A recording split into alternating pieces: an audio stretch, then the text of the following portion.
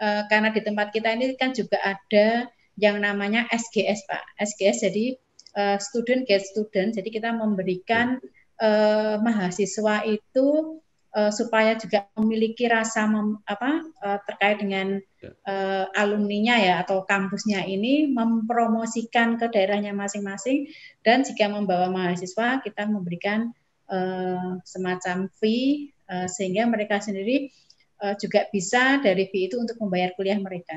Jadi kayak semacam freelance marketing freelance untuk PMP Unpan. Ya.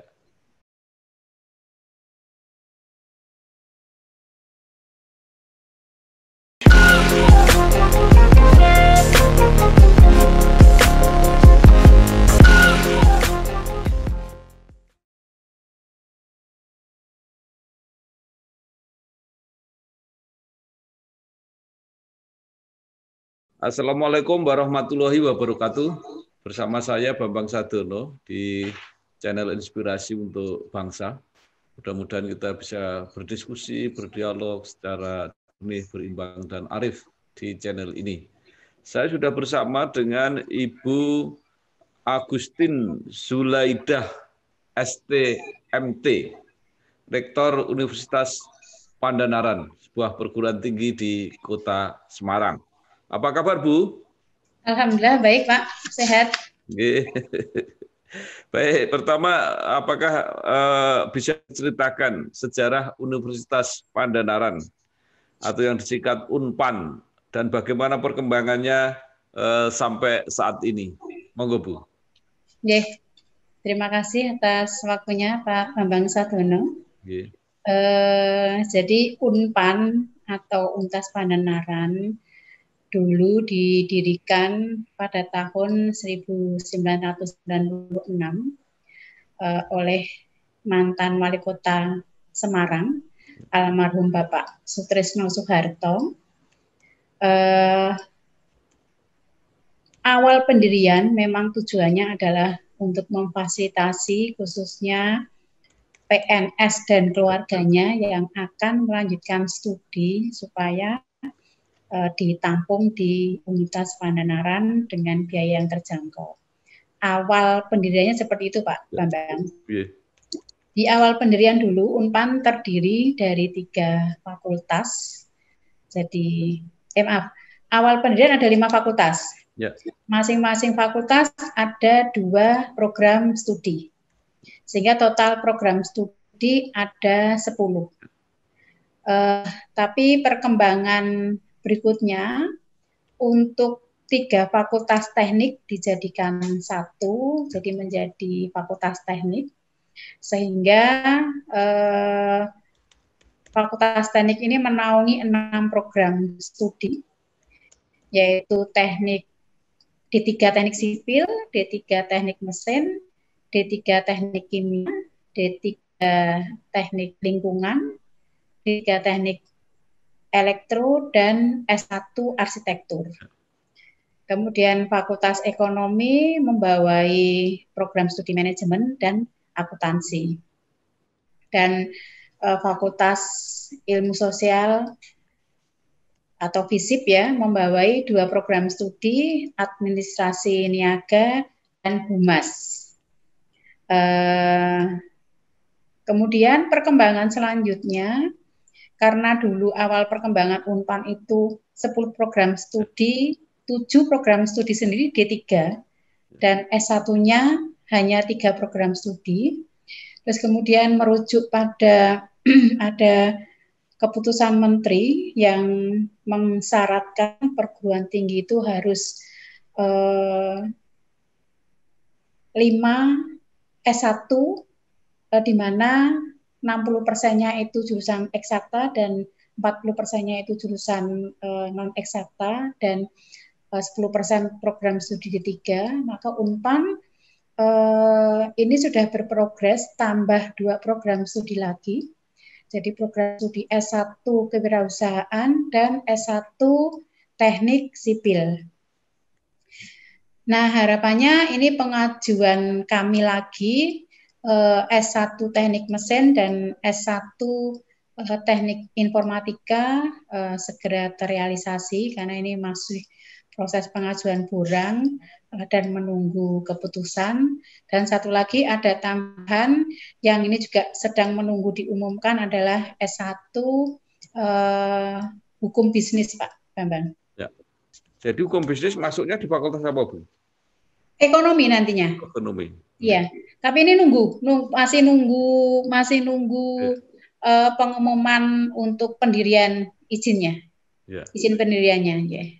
Terus sekarang berarti yang menapa sudah siap gitu untuk menerima mahasiswa baru menapa kemauan, Bu? Sekarang ada 12 program studi, Pak, yang ada di Unpan. Cuma yang tadi saya sebutkan karena arahnya sekarang harus fokus ke S1, sehingga yang D3 yang masih kita pertahankan adalah D3 teknik mesin. Dan D3 yang lain ini tidak menerima mahasiswa karena menghabiskan mahasiswa yang ada dan akan dialihkan ke pembukaan S1-nya. Nah, kalau sampai sekarang sejak 96 itu alumninya sudah berapa, Bu? Alumninya sekitar 3.100-an, Pak. Jadi berarti sebagian besar mereka alumni D3 ya? D3 dan S1. Dan S1. Iya, kan S1-nya manajemen akuntansi arsitektur. Apakah yang D3 ini tidak ingin untuk meningkatkan menjadi S1 misalnya? Iya, ini masih berproses, Pak. Yang D3 mesin kita masih menunggu proses pengajuan S1 teknik mesin. Yang D3 teknik sipil, alhamdulillah kemarin sudah pengajuan S1 teknik mesin S1 teknik sipil sudah lolos dan ini sudah tahun kemarin sudah mulai menerima mahasiswa baru yang untuk S1 teknik sipil. Ya. Nggak, maksud saya yang alumni, yang lulusan itu apakah tidak pengen lagi? Ya, jadi begitu kemarin kita mengumumkan ke alumni terkait dengan Unpan sudah ada S1 teknik sipil, ada juga alumni yang melanjutkan dari D3 Unpan sekarang ke S1-nya masuk ke S1 teknik sipil, Pak. Nah, ini harapannya yang mesin juga begitu nanti. Akan kita share ke alumni teknik mesin sehingga bisa melanjutkan S1-nya ke Unpan juga. Mereka rata-rata apa, Bu? Beraktivitas atau bekerja di mana? Rata-rata sudah sesuai bidangnya, Pak, karena kebetulan kan kami ada kelas karyawan juga, di mana kelas karyawan ini kan memang mahasiswa yang sudah bekerja ya, dan memang dituntut tidak hanya secara praktisi mereka bisa, tapi juga secara akademisi, yaitu pengakuan akademisi, jadi melalui ijazah, sehingga rata-rata alumni di Unpan itu sudah banyak yang bekerja sesuai dengan bidangnya.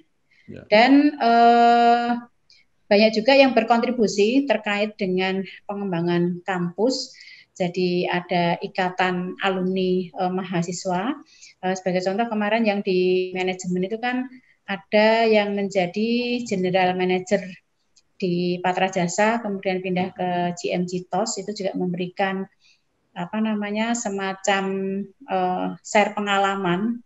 Jadi dulu dia saat pertama bekerja di Unpan itu sebagai cleaning service Hotel Patra Jasa. Tapi begitu lulus, kemudian naik menjadi staff, sampai akhirnya menjadi manajer di Patra. Dan sekarang menjadi GM di Hotel GMG TOS, Pak. Ya, itu jurusan apa, Bu? Manajemen, Pak. Oh, jurusan manajemen, ya. Dan alhamdulillah prodi manajemen kemarin waktu divisitasi, karena memang mendatangkan alumni-alumni yang sesuai dengan bidangnya, tidak hanya sebagai pekerja, tapi juga ada yang berwirausaha dan sukses. Akreditasi kita yang manajemen jadi B, dapat B, ya. Kalau dari semua program itu yang paling banyak diminati apa, Bu, di Unpan? Jadi selama perkembangan Unpan ini dinamis, Pak. Dulu awal-awal kita dulu awal kuliah kampusnya kan di Kelut, Pak, dulu. Waktu di Kelut itu yang paling dominan itu teknik mesin, Pak. satu angkatan itu bisa 150, kadang kita buka sampai 3 kelas. Tapi sekarang walaupun mesin ini masih diminati, tapi kalah dengan manajemen. Jadi saat ini yang menjadi andalan di Unpan adalah S1 manajemennya. Kemudian apakah melakukan kerjasama dengan pemerintah daerah, khususnya kan ada riwayat sejarahnya dengan Kota Semarang? Tentunya kerjasama ini kan menjadi salah satu indikator juga Pak untuk pemeringkatan perguruan tinggi, sehingga Unpan juga berusaha memperkuat di jaringan kerjasama, tidak hanya di industri, kemudian antar perguruan tinggi, juga tentunya dari pemerintah kota. Ini yang sudah terjalin itu ada 3, jadi dari pemerintah kota Semarang, pemerintah kota Jepara, dan pemerintah kota Salatiga. Dan tahun kemarin kita juga mendapat kepercayaan untuk melakukan penelitian, jadi penelitian untuk pemerintah Kota Salatiga terkait dengan indeks gemar membaca masyarakat Kota Salatiga. Dan insya Allah tahun ini kita juga mau dipasrai lagi 3 penelitian terkait dengan tindak lanjut penelitian yang kemarin, dan yang kedua itu tentang literasi, dan yang ketiga terkait dengan kearsipan. Ya, semoga semakin banyak inilah yang dipercayakan ke Unpan, Pak. Nah, sekarang dengan situasi pandemi seperti ini, apa Bu, model kuliahnya lebih banyak daring atau gimana? Iya Pak, saat ini memang lebih banyak daring, walaupun tetap secara tatap muka kita melakukan, khususnya untuk yang praktek Pak. Ya. Praktek kita batasi sekali praktikum itu 5 mahasiswa yang hadir, sehingga dibagi beberapa shift supaya tidak berkerumun begitu ya. Termasuk untuk proses skripsi dan TA mahasiswa, bimbingan juga melalui daring, walaupun 1-2 kali mahasiswa tetap hadir terkait dengan ketemu langsung dengan dosennya, itu juga diatur atau di schedule di mana kedua belah pihak memang merasa sehat, ngoten ya Pak. Kalau nggak sehat kan nggak boleh datang ke kampus soalnya. Nah, ini kalau konsentrasi kampusnya berarti ada di Tembalang, Bu? Iya, sekarang di Tembalang, Banjarsari, Pak. Itu kampus sendiri ya sudah ya? Alhamdulillah, Pak. Kampus sendiri. Ya. Bu, lalu kalau yang proses pendaftaran mahasiswanya bagaimana kalau ada yang ingin mendaftar? Kita membuka pendaftaran secara jadi masuk ke webnya Unpan bisa langsung daftar secara online, karena memang ini saat ini kita lebih banyak atau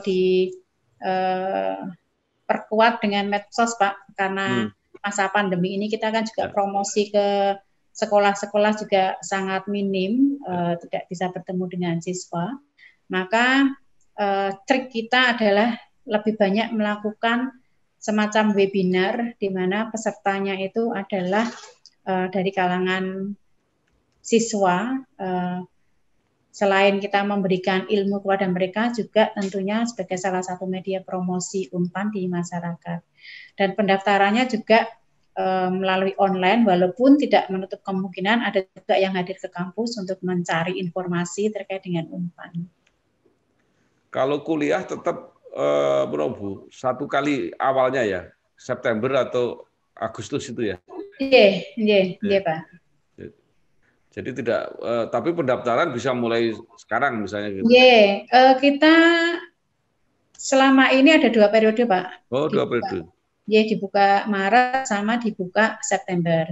Cuma untuk memang periode Maret tentunya kalau kuota terpenuhi kita laksanakan, kalau tidak berarti kita gabung di September. Iya. Kalau situasinya sampai sekarang gimana untuk yang Maret ini?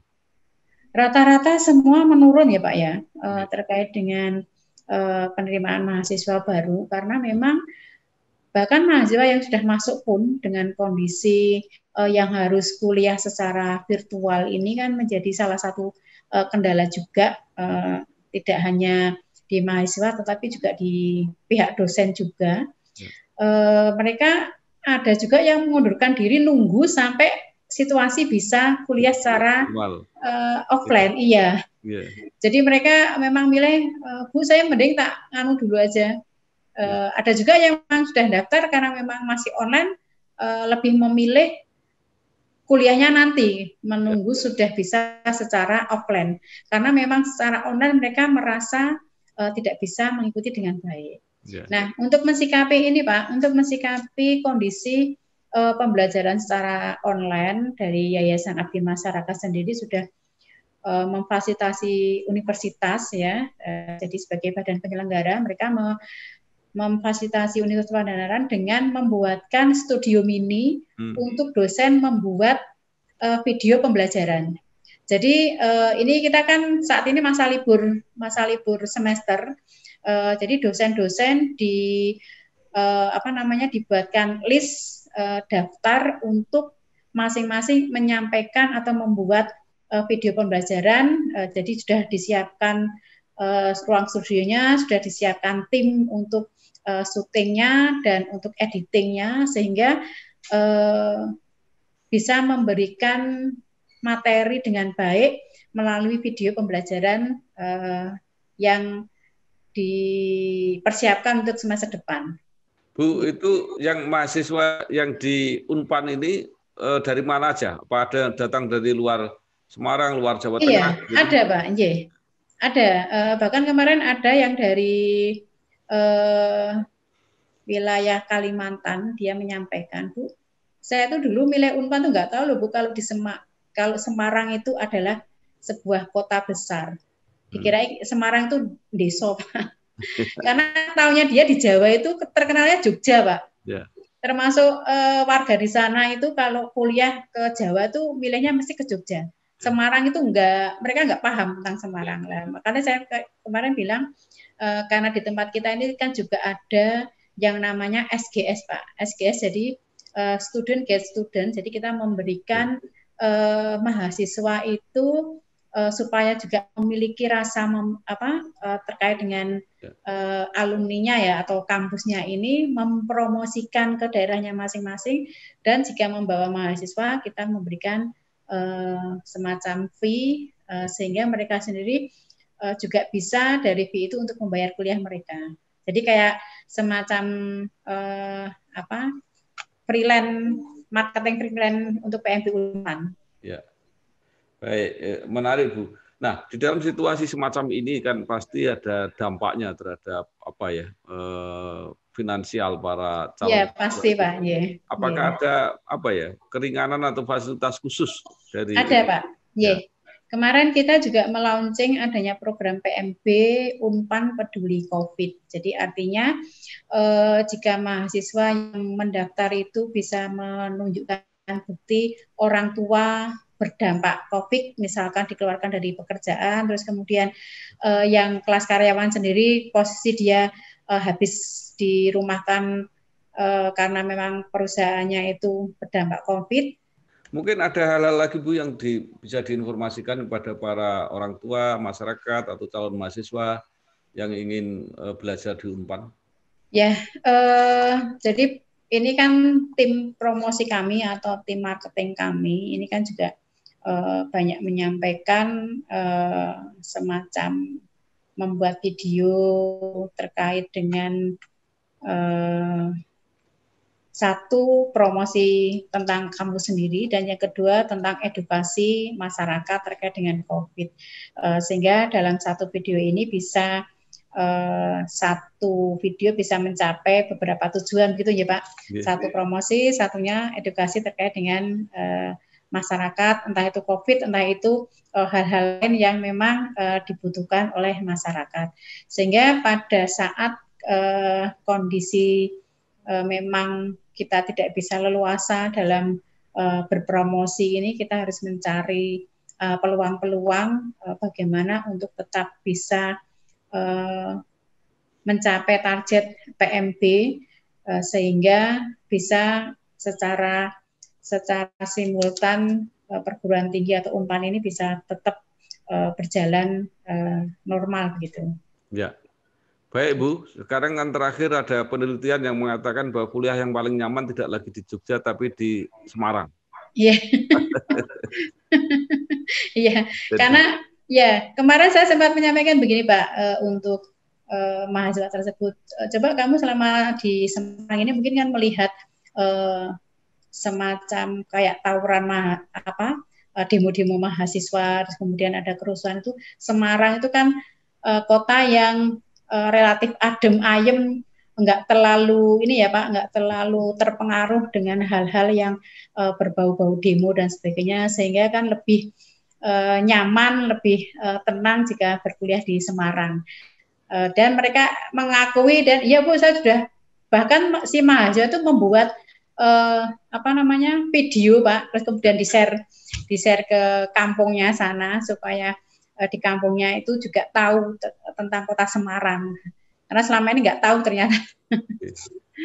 baik, saya kira terima kasih Ibu Agustin Zulaidah STMT, Rektor Universitas Pandanaran. Terima kasih atas berbagai informasi. Sami-sami Pak. Dan peminat kuliah ke Kota Semarang makin besar, termasuk Amin. di Universitas Pandanaran. Amin, amin. Sekali lagi sukses Bu, terima kasih. Amin. Wassalamualaikum warahmatullahi wabarakatuh. Waalaikumsalam warahmatullahi wabarakatuh.